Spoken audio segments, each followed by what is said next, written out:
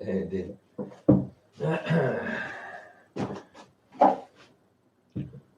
Oh look, 120 before I managed to get it together. Okay, right. Hi, happiness. Okay, so I can't remember the actual details now, but I was recently reading about how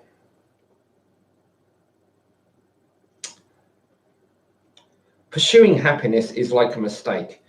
This is one of the great things I found out about doing the work, right? By doing the work, it seems like happiness is a byproduct, of doing the work. If you do the work properly, you automatically get happy without having to search for it, Whereas people can search as hard as they like for happiness, and they will almost inevitably never find it, right?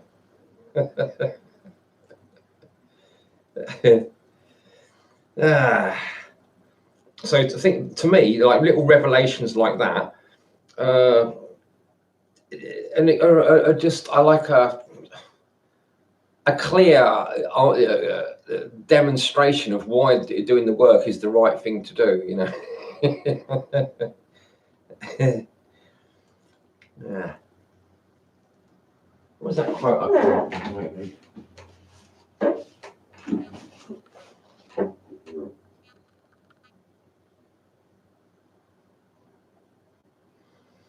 Yeah.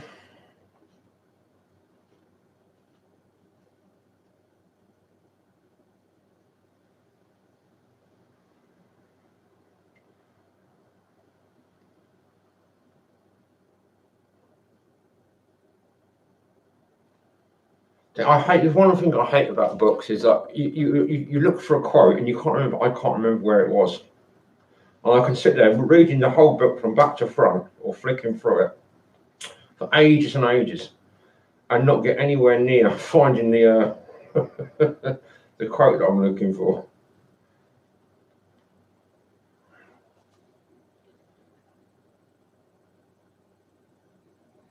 There's a quote here. It's not the one I was looking for, but it's quite a good one.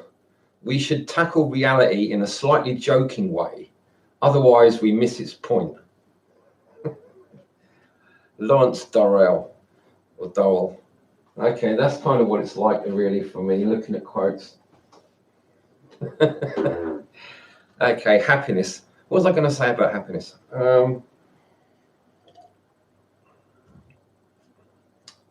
Yeah, it's like you can't search for happiness directly. If you think, oh, wait, this is the thing. I think it was Dave Asprey's book, Game Changers, and it's like someone is in there's talking about how yeah, if you have an idea, it might even be Dave Asprey actually talking about it. If you have this idea that when you reach a certain goal or if you acquire a certain object, then you will be happy. It almost never ever works. Whereas if you try to decide to be happy with what you've got now, which is in accordance with doing the work, then you're much likely to find happiness because, just be happy with what you've got. There's loads of reasons. Tell yourself reasons to be why you're happy. I'm happy because I'm making progress doing the work. I'm happy because although nobody has engaged me in conversation about why I think that the written word is a great evil, that alone convinces me more and more that it must be a great evil if nobody can talk to me about it. It's like if there's something that nobody can talk about, or practically nobody can talk about, that must be an important subject. It must be a crucial subject and important to know about. And I'm one of the only people I know of that's actually very clued up about it. And it's like being a one-eyed man in the kingdom of the blind.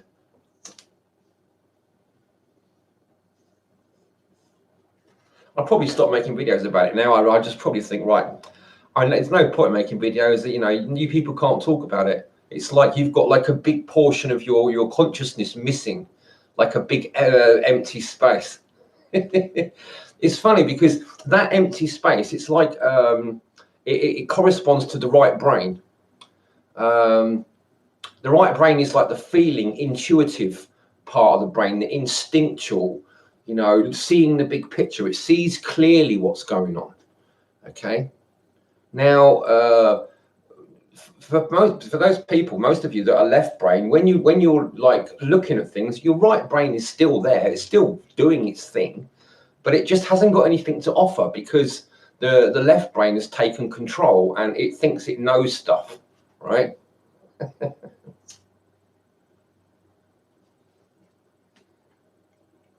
And it won't listen to the right brain. So the right brain kind of remains silent for you people. It's not trying to tell you anything. The only way to engage it for a lot of you would probably be to do some.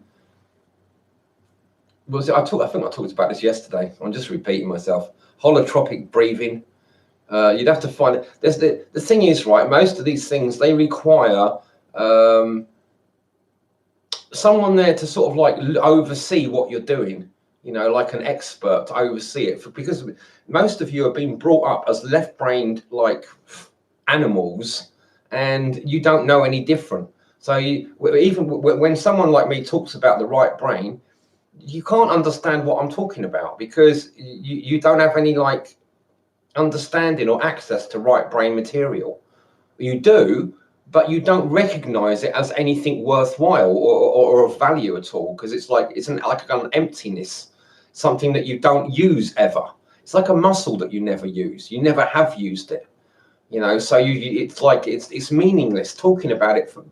It's meaningless. The only way you're going to discover its power is if you've done something like ayahuasca, you know, or some sort of breathing exercises. And most of you can't see that because you can't see what you're going to get back for it, or it doesn't fit into your way of categorizing things.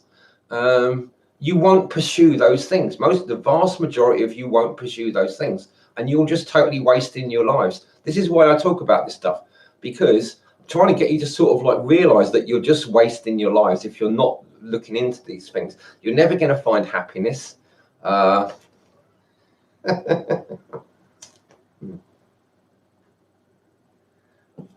Also, I'm doing this for my own sake. You know, just the fact that I do appreciate that people do watch. Some people watch my videos, and I don't get any feedback about a lot of the subjects which I think are more important. But I appreciate that because you're confirming to me, you know, what I've been told throughout the ages. You know, most people are fucking really dumb, like so incredibly stupid that it just defies understanding. For someone that's like can see what's going on, we look at people that are like, what are you doing? What are you people doing? Why are you just wasting your lives? You know.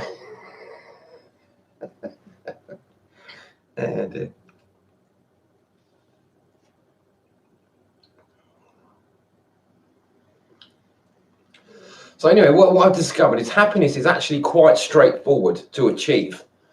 As long as you're not trying to like achieve it directly, you can do loads of other things that make you happier. Like, for example, doing things that increase oxytocin. Is one straightforward example. I mean, from my point of view, doing the work, one of the things about it is to make yourself healthier. You know, eat properly, get rid of poisons out your system. So including poisonous food, poisonous water, poisonous people, poisonous videos. You know, get rid of it all and replace it with the good stuff, like the medicine stuff, you know.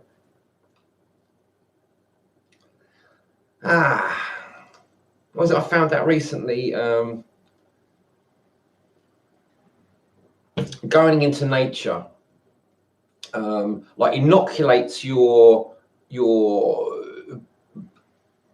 what's it called, biome, you know, your gut biome. But it also, like, because when you're breathing in all this sort of like all these bacteria and bits of pollen and essential oils, you know, the smells that the flowers of the trees are giving off, and the trees, the bark, you know, you're breathing in all this stuff. It's all going in. It's just like medicine. It's like going into your body, into your mouth and your nose and your digestive tract, your mucous membranes, working its way into your lungs and your digestive tract. And it's adding fuel like probiotic and prebiotic fuel and all kinds of medicinal substances into your system. So spending an hour or two in nature can have a really profound difference if you do it regularly on your overall health and well-being. Now, the thing about that is that whenever I think in my mind, like when I visualize, which I do because I'm a right brain person, I visualize my idea of home or work, I'm always surrounded by trees. It's always a forest environment, you know. That's how and it turns out that we evolved in forests. You know, we're primates. We evolved around trees, so it's the most natural thing in the world to be surrounded by trees. And yet, I've grown up in an environment where I'm surrounded by brick walls all the time. You know, and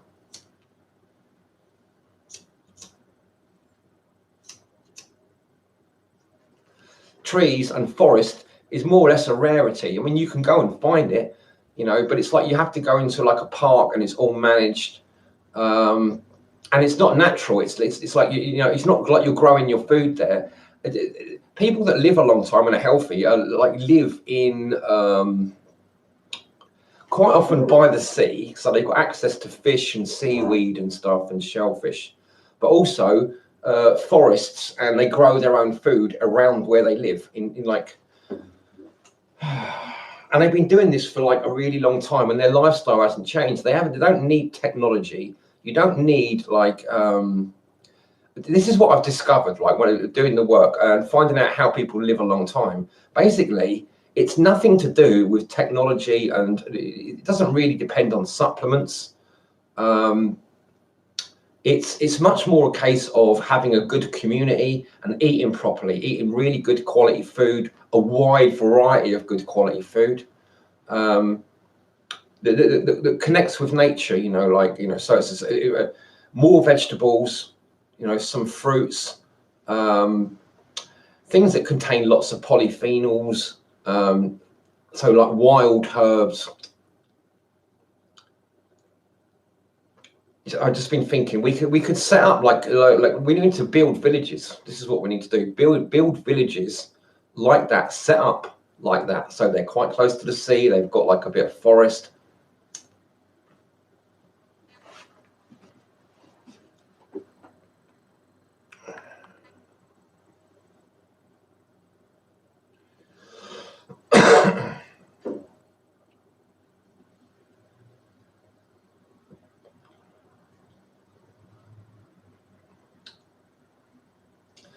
All the knowledge is out there.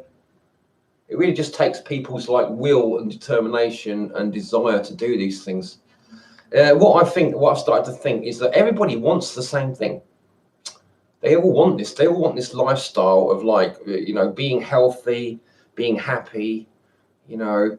But they've got different ideas because of the way we're so hampered and we're so like there's so little freedom in our world. I mean, people can't just decide, oh, let's go and set up a community by the sea and grow a food forest and have a holistic managed farm, you know, and just like create dark soil, rich, fertile soil. And I mean, they can in theory, but there's so much bureaucracy and paperwork involved. It's almost practically never ending. And you pretty much need experts in this kind of thing who are necessarily a bit crazy, you know, and difficult to deal with.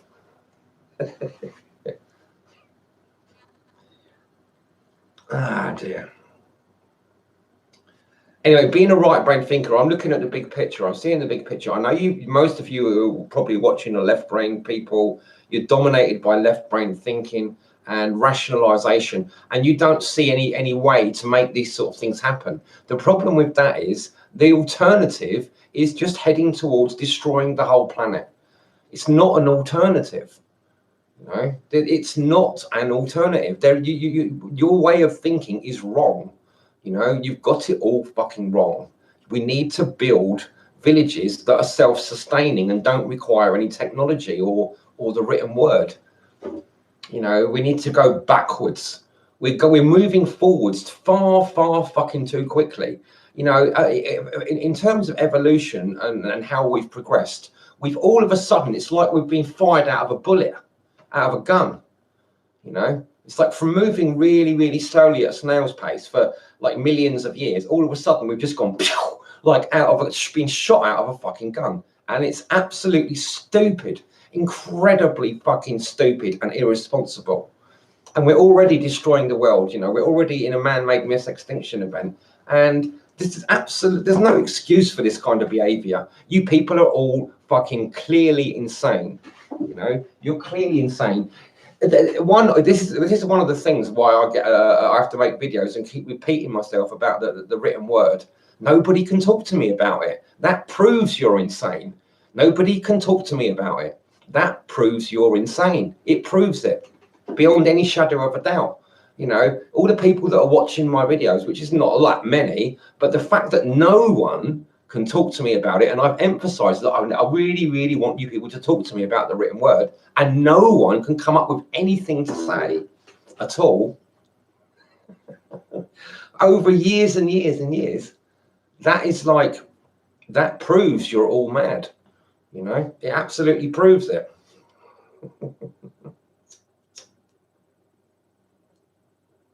And there's no point, it proves it to me anyway, right? I don't see any point in trying to explain it, why it proves it to you people, because you are obviously insane.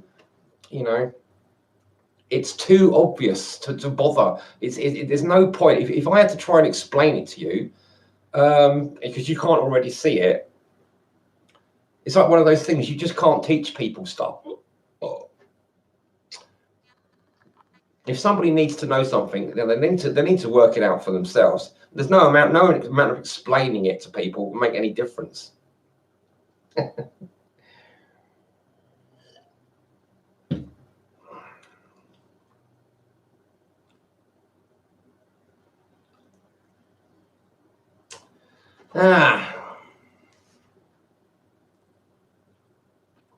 But anyway, besides trying to explain it in like some sort of like academic way, what I see happening is that there's all these people, they're more and more heading, and they're finding out, and these are like the top experts, a lot of times top academic people, like professors and stuff, and they're more and more heading into a much more simple way of living, which is in line with like traditional old-fashioned holistic farming methods, you know, of like keeping a mixed bunch of stuff, like, because you didn't have like easy transport a long time ago, so people would do all sorts of things on a farm. They would grow fruit trees and bushes, you know, like they'd maybe grow some raspberries, and you know, or have areas where those things grew naturally, and they would sort of help cultivate them a little bit, you know, encourage them in various ways, and then go and pick the berries in the time of year when they're there, and just eat loads of berries, you know, and get loads of antioxidants and polyphenols and minerals and stuff. You know, they'd also keep animals and move them around. You know, this is old traditional methods, you know. Plant some foods, some beans maybe, you know, people have been using beans for a long time. They're very easy to grow, easy to store, and they add nitrogen to the soil. You know, so they've been like traditionally used all over the world.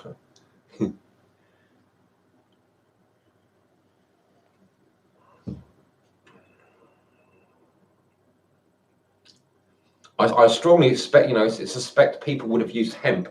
I'm pretty sure all over Europe, you know, a few hundred years ago, hemp was just everywhere. Everyone used hemp. You know, it was to make rope. You know, we had just all the shipbuilding that was done. It was kind of a shame they destroyed so much of the forests, and made a lot of like Britain barren. And it was all given over to sheep, you know, raising sheep and cows. But it's not done very well. It's like we've cut too many of the trees down. we could have a lot more trees, I think, and have land that produced much more food. that was much more fertile. That's the thing we should be doing, concentrating on fertility, and that means being connected with nature. And we're not connected to nature, and a lot of this is to do with the church. This is one of the reasons that I'm really reluctant to sort of like, say anything positive about the churches, because they are totally left-brained, and all the teachings of Christ are basically trying to point you in a direction of the right brain, But the church has basically fucked everything up deliberately, as far as like, it's like, or if it's not deliberate, it's like a kind of like a demonic possession. The only explanation is either some sort of demonic possession that have enabled them to. This is why they've done things like, a lot of Christianity's past is pretty fucking nasty. The witch burnings, the Inquisitions and stuff. There's just not really much. I can't think of any excuse for these people and these sort of institutions. I can't make any excuses for them. I know what's happened. They've become so ultra left-brained that they can't be reasoned with, and they're absolutely sure they're right, and anyone who disagrees with them must be wrong. And because they've got so much power at their fingertips, they've used that power as a sort of like abused that power to destroy any enemies that they've got so consistently and over such a long period of time that everyone is still absolutely frightened to death of saying anything against the powers that be, which ultimately is the written word, because they all become crazy and like murderers and torturers because of a book. And people have got this association, which I think is totally wrong, that the book is somehow like God. It's our best representation. It's our only most, strongest connection to God. That's why people have to swear on the Bible. They used to have to swear on the Bible when they give evidence in a court of law. Because the Bible is the closest thing we've got to God. And this is so totally left-brained. It's so evil. It's literally like how the devil wants you to think. The demon of ignorance. It's really puffed up and self-important, and it's literally, to me, the Bible is literally the devil. It's the devil. The Bible is the devil, because it seems so fucking plausible, and it's so totally evil. It has such a terribly evil effect on the world. It's fucking obvious. But you people are totally deceived, just like it says in the thing is, like in the Bible, the devil tells the truth. All nations of the world will be deceived.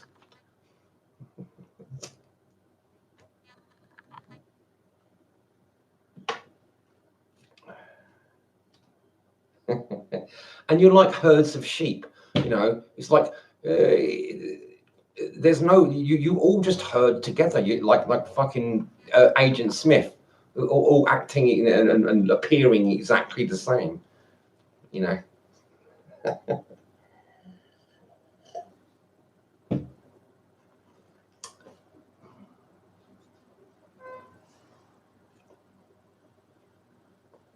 It's nice to not get any feedback, really, because it's sort of like I can make these videos, I can talk about this stuff. I know no one's really listening, no one's taking me seriously, and it's like all I get really is silence. That is like the best kind of reaction I could have hoped for, really. To me, like I said just earlier, it proves that you're all insane. I can't really think of anything else that like of such import that anyone could talk about and get the same absolute total silence, total lack of no reaction at all, really. Anything else I talk about, it's like I get reactions. When it comes to things like the written word, it's like, meh, everybody just disappears. You all go quiet. That's really powerful, That's like a God's endorsement saying, yes, this is God's stamp of authenticity. This is the truth. What is the proof? Everyone goes quiet.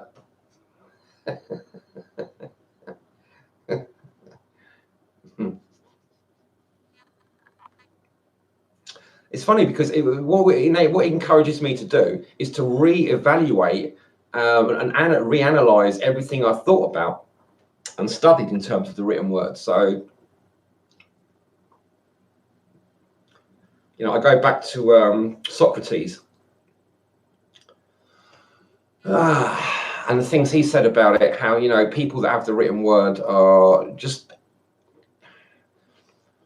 they read this stuff, all these symbols on these bits of paper and parchment and stuff, and they think that they are the same, that, somebody's written down their ideas, and on paper it might seem plausible and make a lot of sense, but the people reading it aren't. What they tend to do is they believe that they own that knowledge now, whereas other people who haven't read that don't own that knowledge. Whereas what's probably happening is that they're overestimating the value of that knowledge and underestimating their own ability, or overestimating their ability, or underestimating their ability to misunderstand what's going on, and that it's like a picture, painted with words. And just because someone's seen a specific scene, it's like a dream. It's like having a dream, and sharing that dream with other people, and then thinking that somehow, because you can share that dream, each time you share it with someone, it becomes more valuable, and more important, where there's no basis for that to be true. Also, a lot of the time, these people aren't, especially over time, meanings of things change, and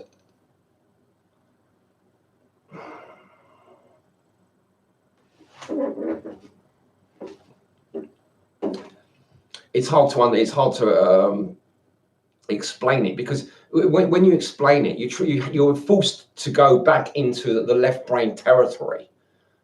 Because left brain people can only experience communication in a left brain way. So trying to talk to them from the perspective of the right brain, it's like it's self-defeating.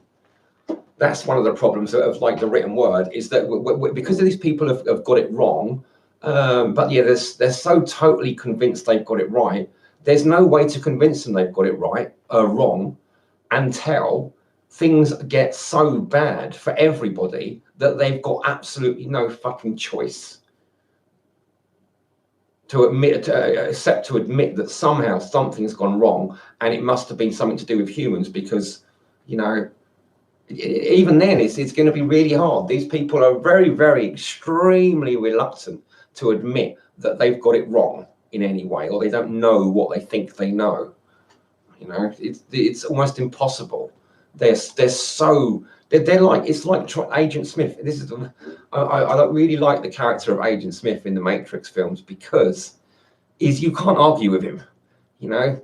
He's not at all reasonable, and yet he's certain about stuff, and yet he's a real asshole. Which is what describes about 90% of people on this planet, or at least in the West. They're so fucking sure that they're right. They're obviously totally wrong, and they're real fucking assholes. They're real pieces of shit, and you just can't communicate. You can't reason with them about it. They won't see where they've gone wrong. They're just totally blind.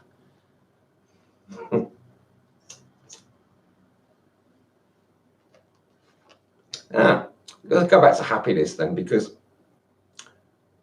thinking about things that make you happy is a good way of making yourself happy.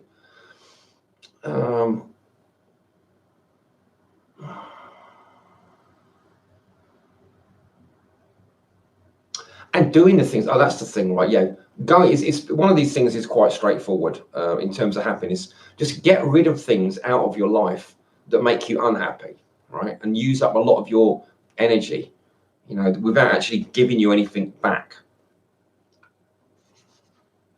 Now, I know it's not going to be the same for everyone, but for me, it's been getting rid of my family and basically most of my friends, any sort of friends I might have had, because they all knew the old me, that traumatized me.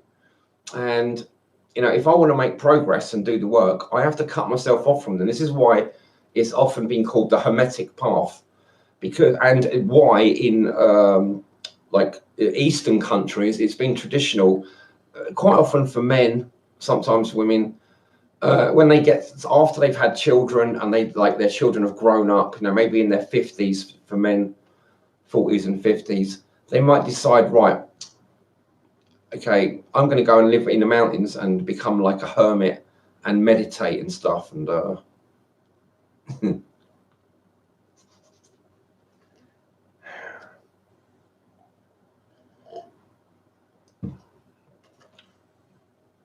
reason being, right, this is what I found. The reason being is because when people think they know you, then what they know you is the damage to you. This is why I think it says in the Bible, you can't be a real Christian unless you hate your family, because when you go on the path, you're going to change, and when people see those changes start to manifest in you, what they tend to do is try to find ways to stop those changes from happening. Change frightens people. Most people, you know, they're not enlightened. They get their sense of security from everything staying the way it's always been. You know, that's what makes them, you know, feel secure. Everything is the same as it always has been, right? So if you start going on the work and you start changing and becoming like a different person, it frightens people, and they try to sort of find ways, devious, subtle ways, to try and drag you back into the sort of system or matrix of that they've always known, you know. So but they become a real fucking terrible barrier to doing the work, because they're all the time trying to find ways to stop you doing the work, but they don't understand why they're doing it. They just, to them, it's like that it's that the experiment, the monkey experiment, right? They got all these chimpanzees in a little cage, you know, like about, you know, 10 meters square or something, you know, or 20 meters by 10 meters. You know, it was not a very big cage. And in the cage, there was a step ladder, right? And above the step ladder, there was a banana hanging from a chain, right? Now, they fed these chimpanzees on basically a starvation diet. So they would always feel hungry. They had just enough food to stay more or less healthy, but not enough to feel satisfied at all. So there was always feeling hungry.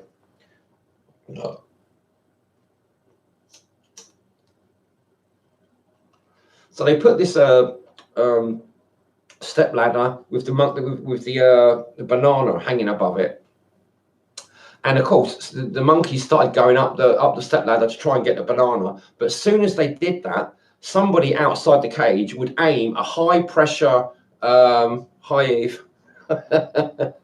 high pressure hose of really cold water at the monkeys on the step going up to get the banana, but also all the other monkeys in the cage, all 5 of them or 6 of them, you know. And then they would, like, over time, if any monkey went up the ladder, all the monkeys would get hosed with really cold water, right? And then they stopped going up the ladder. And if any of the other monkeys try going up the ladder, the other monkeys stop them going up the ladder, because they don't want to get, like, sprayed with cold water. So then what that experiment done was they started changing the monkeys, getting rid of one monkey and replacing it with a new monkey. And the new monkey would start going up the ladder because it could see the banana, and all the other monkeys would stop it, right? And eventually they changed all the monkeys over to monkeys that had never been sprayed with cold water, and yet they still would prevent. They all acted the same. They all learned this learned behavior. They would prevent any monkey going up the ladder to get the banana. So consequently, what happens because we're primates, right? We've had the same kind of thing, people stopping you reaching enlightenment, becoming like Christ or the Buddha, right? So consequently, we've known this for thousands of years. And so people have traditionally in like Asia gone off to live in a cave, you know, for 6 years or something, to do meditation and you know, become who they're really meant to be, and they would become like saints and stuff. And in the West, you've had the Hermetic path. But the church has tried to stop people doing this, because they're like these totally left-brain people that want to control everything and want everything to stay like it is. They don't like change, you know, and they will burn people if necessary, burn them at the stake to stop them becoming the people they were meant to be. Like,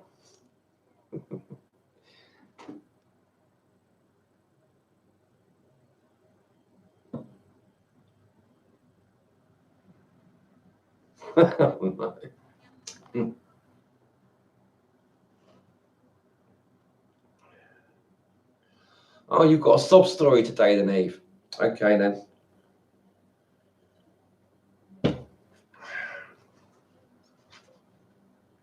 Can't you go back and live in Belgium or something? Or Luxembourg? How about Luxembourg? Everyone's insane. I don't know anyone who's sane. I'm the only person I know who's sane. Everyone else is insane.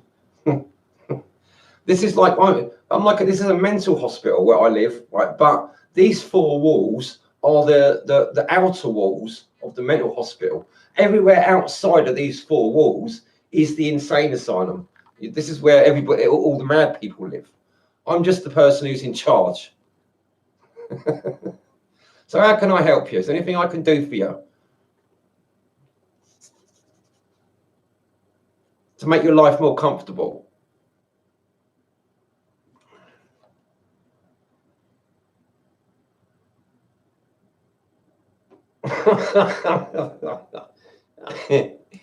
Okay.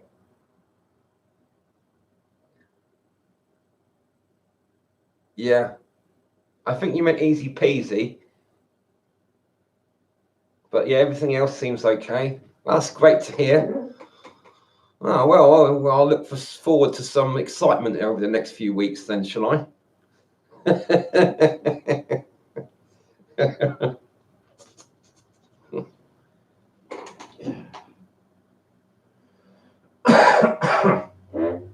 Yeah, I think that, that you're right there. They are self-destructing.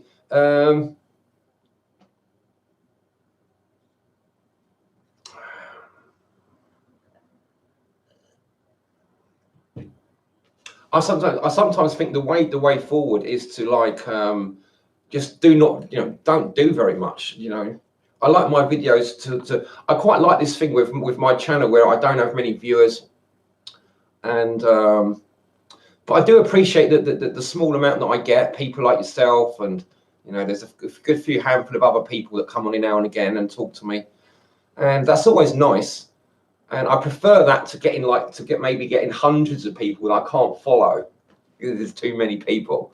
So I'd rather just have a few people. Oh, Geordie's interested in you, by the way. He likes you, I think.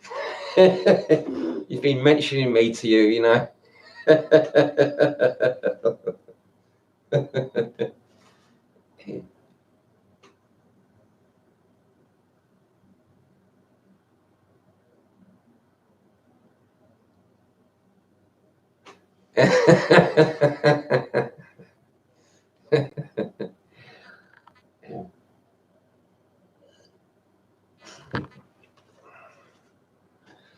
Yeah. Loony friends. Yeah. I've had a bit of a shake up the last couple of weeks with those eclipses. It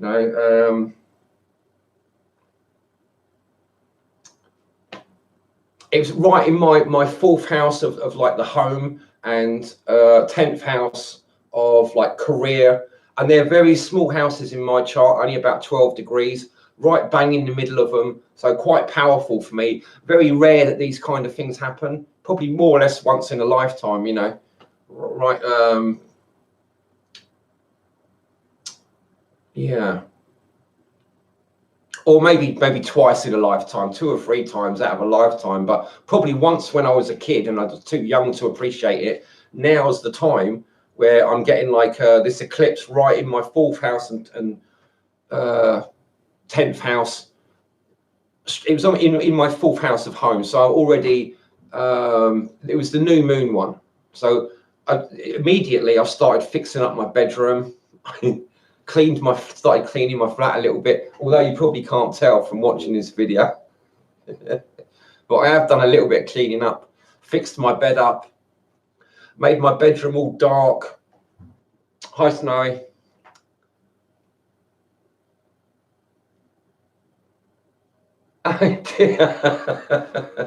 No, we don't do that sort of thing anymore, Snowy.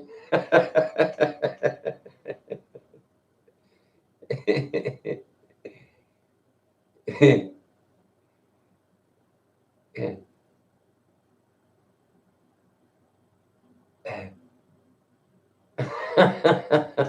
Well, that sounds like fun. You could explain that a little bit more. I don't know anything about it. I've not seen the guy for a long time. Oh, just so you know, Snowy, Eve and I, we had a sort of like a relationship a while ago, quite a long time ago. But it's not like, it doesn't look like there's anything like that going to happen again in the future. But we've got like an old connection. But we're still kind of friends, you know.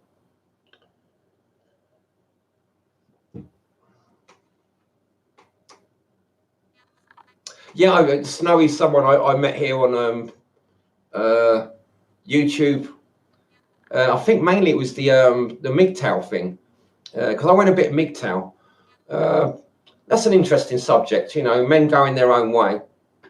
I was thinking about that recently. One of the things I kind of went away from MGTOW is, you know, there's too many like successful couples. You know, it doesn't work. What a lot of the MGTOW people say, like there are no good women out there. I think it's more a case of the men. It's like, you know, when men criticize people, you know, or anyone criticize people, it's usually because they've got a problem. You know, people that are sorted out don't need to criticize people. That's the thing. And there are too many, like I found there's too many people having quite good relationships. So I'm sure it's a lot of it's a learned skill. And most of the men in MGTOW, maybe not all of them, but most of them are probably not very skilled when it comes to dealing with women. That's what it is, you know, and they don't know how to find the right sort of women, because some women are, a lot of women, just like a lot of men, are real arseholes, you know. So there's not really much chance of having any sort of decent relationship with some women. But, and it's the same with men, you know, there's a lot. And if a man has got no skills, there could be a whole bunch of like a grey area where it maybe most women, if you've got the skills to deal with them, you can have a good relationship with most of these women. You need to sort of like train them up a bit, you know, a bit like reeling a fish in. Like when you get a big fish, like a big salmon, like on a very small line, you've got to like do it gradually and you know, like it can take an hour, 2 hours to reel a fish in. In some big fish out at sea, it can take 8 hours, you know, and that's like, compare that to reeling a woman in. It should take maybe up to a few years. Maybe they used to say 7 years, you know. You shouldn't marry someone that you haven't known for 7 years, right?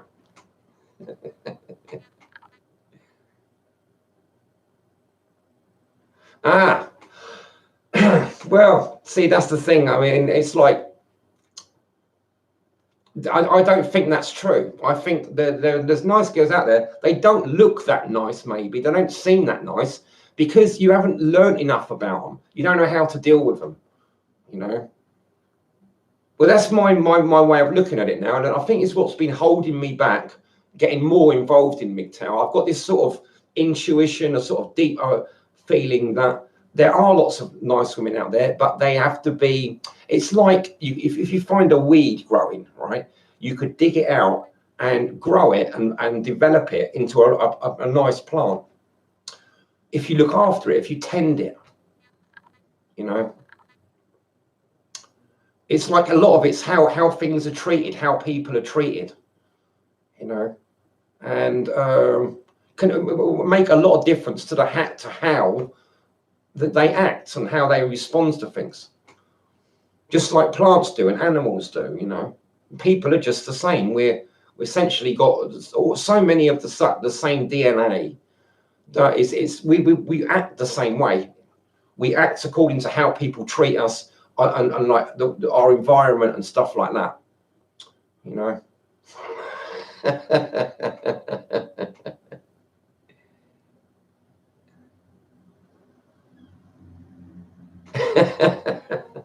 Of course, it's got a lot to do with you. That's what it is.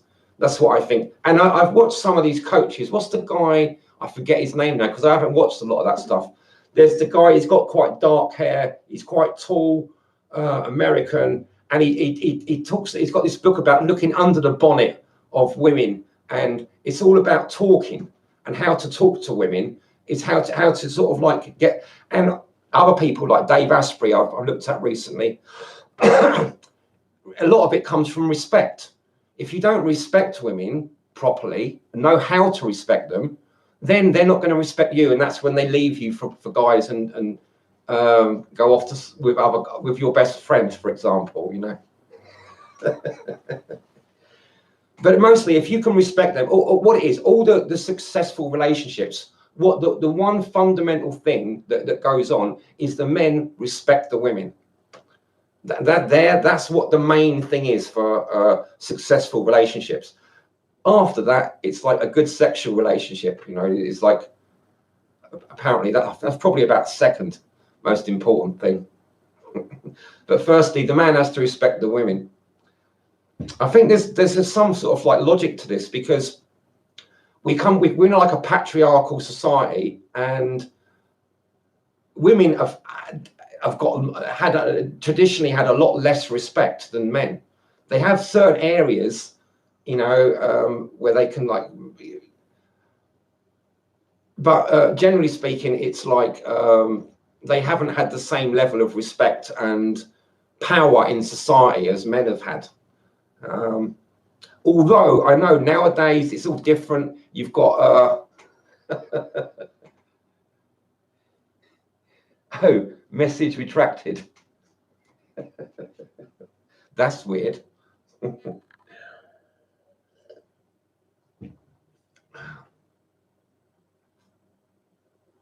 So anyway, these aren't really necessarily things I've definitely like concluded is true. It's just how things appear. And I also am aware that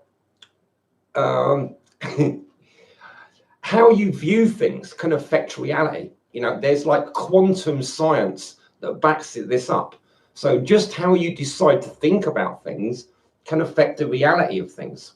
So, for example, if you think there's hardly any women out there for you, that will become true for you, right? Whereas if I think there are a lot of women out there for me, that will become true for me. We're both right. Okay. Oh, well, thanks for thumbing my videos up, you guys. I'm going to sign off now. Nice to see you all.